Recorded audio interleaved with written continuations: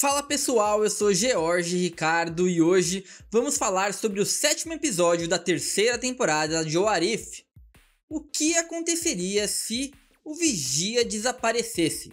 Esse episódio traz uma trama cheia de mistérios e reúne uma equipe multiversal épica liderada pela Capitã Carter, com direito a personagens como Kaori, Bride o Pato e Tempestade em sua versão Deusa do Trovão. Se você gosta desse tipo de conteúdo, já deixa aquele like, se inscreve no canal e ativa o sininho para não perder nenhuma novidade aqui do CG.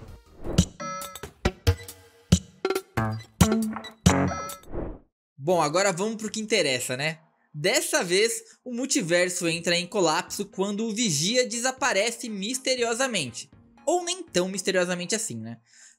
O episódio começa então com uma anomalia no universo onde a Capitã Carter e a sua equipe tá lá tentando consertar alguma coisa. Aí elas percebem que alguma coisa de errado aconteceu com o Vigia. E somos então transportados para essa nova fase, essa missão que elas têm aqui.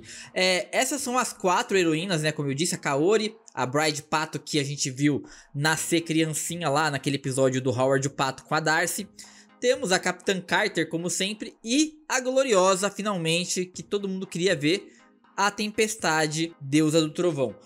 O grande problema aqui nesse episódio, gente, é que eles não fazem nenhum esforço em apresentar nada pra gente. Então, assim, a Kaori a gente sabe que conheceu a Capitã Carter na 2ª temporada, a Bride caiu aqui, sei lá como, não tenho muito noção de como isso aconteceu.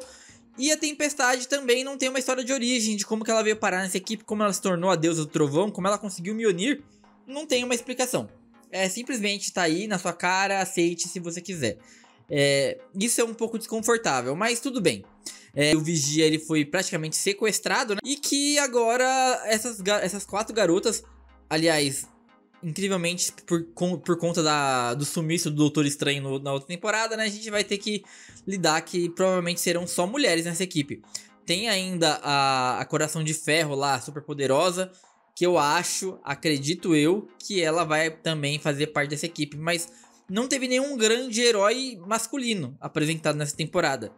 Tem o Shang-Chi, que ninguém liga. Tem ali o Capitão America Bride lá, que é aquele do Anthony Mackie lá, que os robôs, que também não acho que teria utilidade numa luta multiversal, né?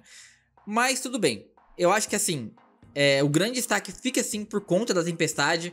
Ela tá com todas aquelas falas, ela mistura, aliás, um pouco das falas da Tempestade com um pouco de falas asgardianas e tal. Então ela invoca lá falando elementos, me ajudem, deuses de Odin. Tipo, ela me dá uma misturada que é bem bacana. Acho que muito pela nostalgia, tem muitas referências dos X-Men também. Eu vou estar passando um teaserzinho enquanto eu falo, mas tem umas referências dos X-Men numa hora que eles jogam pimbolim. Aí a Bride faz várias piadas legais, tipo, ninguém estala tão bem quanto o Thanos. E elas ficam discutindo se a Bride tem poderes ou se as mãos de pato não são poderes. Tem uma química legal entre as 4. A Capitã Carter é a mais chata, como sempre, né? Mas tudo bem. A Tempestade tá pra ser ali a subcapitã, né? É a pessoa mais forte e sensata, enquanto as outras duas são mais pra engraçadinhas, as originais ali. Então o que aconteceu mesmo, gente, pra recapitular, nesse episódio a gente não vai ter a narração do Vigia, né? O Vigia, ele foi sequestrado e quem narra o episódio é a Eminência. Ele se denomina a Eminência, que é o Vigia dos Vigias e tal. Então é ele que tá contando essa história. E o Vigia confronta os outros Vigias falando, elas vão vir atrás de mim e vocês não podem fazer nada, porque vocês estão presos ao juramento de não intervir.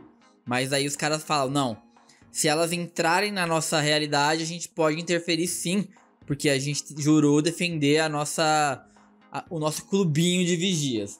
Então eles dizem que vão sim pegar o pessoal se eles vierem atrás.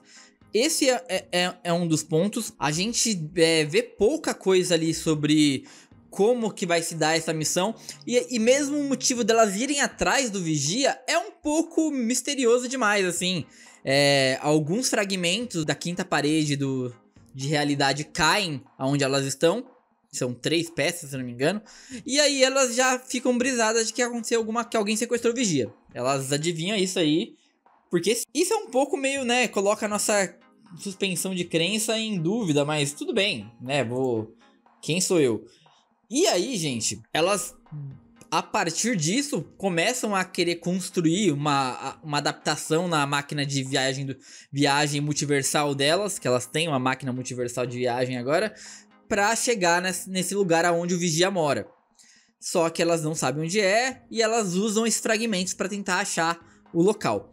Fica ali muita coisa pra mostrar que a Bride, ela é uma super gênia. E ela começa a construir as coisas e tal. E toma café e constrói. Até que dá errado essa primeira experiência. A Tempestade tenta ativar a máquina, né, de viagem com o Mjolnir. Dá super errado e elas perdem as peças, sobra uma só. E aí a Kaori, ela tem uma ideia, que é... Vamos pensar, gente. Quem foi a única pessoa que já teve acesso ao multiverso? Ele mesmo. O Ultron, o Perfect Ultron lá. E aí elas falam que ele conseguiria chegar até lá, porque ele já foi uma vez, já conseguiu romper essa parede para chegar onde o Vigia fica. Então elas pensam nisso. No começo a Carter reluta um pouco, mas depois elas acabam cedendo. Ela acaba cedendo e eles colocam em prática esse plano, que é o quê? Pegar uma versão do Ultron, que não conseguiu ouvir o Vigia. Então, naquela versão do Arif que a gente viu, o Vigia, ele tem essa autoconsciência, né? De que ele acaba comentando alguma coisa e o Ultron escuta. Então, ele escuta, rompe a parede e vai tentar se tornar um ser multiversal. Aí elas falam que, na maioria dos universos, ele destrói tudo, acaba com o mundo, e aí ele fica lá parado, olhando pro nada, porque ele não escuta nada, e ele acha que acabou. Então é atrás de uma dessas variantes, e, aliás, elas usam a palavra variante e a palavra AVT algumas vezes, já fazendo essa coisa mais canônica, o que é bem interessante, e elas vão atrás desse Ultron. Esse Ultron, ele aparentemente vai ser uma ameaça e tal. E quem vai sozinho atrás dele é a Capitã Carter, porque ela quer ser a heroína, né? Ai, forçação de barra do caralho. Ela vai lá sozinha, troca uma ideia, e a gente não vê o que aconteceu no primeiro momento. As amigas dela vão atrás dela logo depois, e o escudo da Capitã Carter tá lá quebrado e ela não tá lá. Aí eles têm uma treta, brigam, e o Ultron acaba falando que não, quem fez aquilo, quem sequestrou a Capitã Carter foi um vigia. Como ele sabe que é um vigia? Não faço a menor ideia, mas ele sabia. Ele fala o nome. Daí as meninas falam, mas existem outro vigia? Por que elas acham que é outro vigia? Por que elas não pensaram, talvez, será que é o nosso vigia? Elas não pensam em nenhum momento isso. Elas não sabem que existem outros, mas logo de cara elas já pensam, porra, não é o nosso, é outro. É uma coisa que o roteiro tá mal escrito. Pra cacete. Eu não sei quem que escreveu essa porra, mas revejam isso, gente. Não vai ter outra temporada, né? O cara falou, foda-se. Mas aí eles acabam se entendendo. O Ultron tá super arrependido do que ele fez, porque ele passou muito tempo lá sozinho e ele percebeu que a paz que ele queria criar no mundo não é paz, porque paz necessita de gente. E pra existir gente, precisa existir conflito. E aí ele disse que quer se redimir e vai ajudar elas a resgatar a Carter. E aí eles partem para esse mundo do Vigia.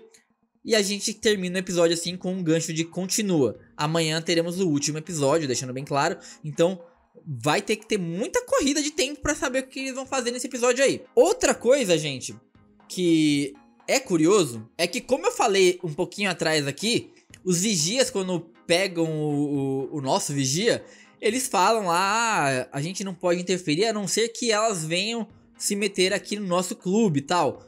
Mas a Carter não foi até lá, ela não tinha conseguido achar o lugar ainda. Então, esse vigia que pegou ela, ele interferiu antes de acontecer alguma coisa. Ou seja, ele quebrou a porra do juramento, e isso até é dito pelas personagens. Ela fala, mas esse vigia pode interferir, tudo bem, não tem nada a ver. Então, isso tá posto também na discussão. A grande proposta de Orif era colocar em pauta a questão ética do Vigia. Ah, ele vê tudo isso, ele não faz nada, ele pode fazer alguma coisa ou ele não pode? O que acontece se ele fazer alguma coisa? E eu acho até que o Vigia meio dá uma exagerada, dá uma pesada na mão, porque a primeira vez que ele interfere, ele percebe que não acontece nada. E se ele percebe que não acontece nada, por que ele vai ficar se matando também, né? Não faz nem muito sentido. Então eu acho que ele deu uma exagerada, ele interferiu claramente em vários episódios. Essa equipe multiversal que temos aqui é uma equipe que tem muito dedo dele, e isso é falado no episódio, que ele treinou a Capitã Carter para conhecer os segredos do multiverso e tal, e bababá. Mas também não fica muito claro qual é a missão delas. A missão delas é salvar universos? É impedir que desastres aconteçam? Porque nem sempre, isso como a gente já viu aí em outros filmes, em outras versões da Marvel, às vezes os multiversos acabam, e o universo acaba e isso tem que acontecer também, porque não pode existir tantas ramificações, né? Isso é uma coisa que eles não falam muito aqui, parece que é uma coisa natural existir tudo isso de universo e tudo mais. Mas a gente vai ter então a conclusão. Tem outros personagens que aparecem assim de relance, como o Thor Baladeiro numa foto. A equipe que a Carter acabou conhecendo durante essas temporadas, né? Mas eles não são parte da equipe fixa. Essa equipe multiversal são só as 4. Eu acho que vai aparecer mais uma ainda, que é a Coração de Ferro, como eu falei. Mas eu não tenho certeza. Mas diz aí, e vocês? Gostaram do episódio? Ah, esqueci de falar. Eu achei um dos melhores episódios, acho que talvez o melhor episódio por causa da Tempestade, cara. Eu queria muito ver a Tempestade e ver ela com o Mjolnir, com uma voz tão da hora, assim, impondo aquele negócio, aquele poder e tal. Muito legal. Faltou conhecer mais do passado, né? Eu queria muito saber de onde que ela veio, se ela era membro dos X-Men, ou se era só a Ororo, que era rainha lá de... Talvez ela fosse a rainha de Wakanda, né, cara? Vai saber.